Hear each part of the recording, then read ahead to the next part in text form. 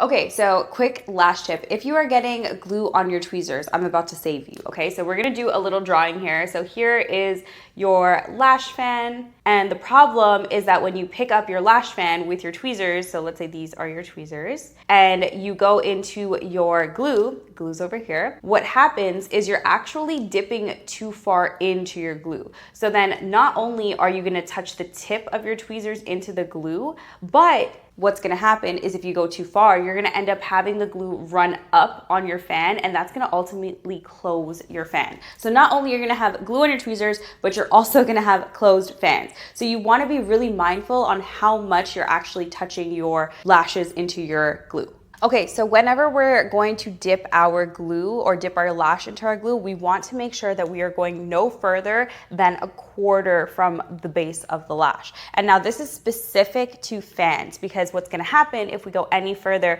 that glue is gonna run up. Remember, it's a liquid, so liquid spreads. So it's gonna run up and close your fans. So a quarter of the lash is where you wanna stay, and that's a quarter of the base, not the entire lash, a quarter of the base.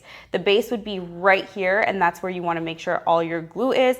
Anything higher than that, you're gonna end up closing your fans. Now, and then another tip that we don't always mention, we do talk about this, but when you're holding your fan, you wanna make sure you're holding your fan somewhere here, right around there where it starts to open up and bloom, for two reasons. Number one, it's gonna make it easier for you to dip your base of your fan into your adhesive without touching the tips of your tweezers and without it running up, but you're gonna be able to make sure you hold the structure of the fan while it's going into the glue, because you don't wanna hold it a little loose or too low or too high for it to lose its structure before you place it in the glue to actually bond that base together.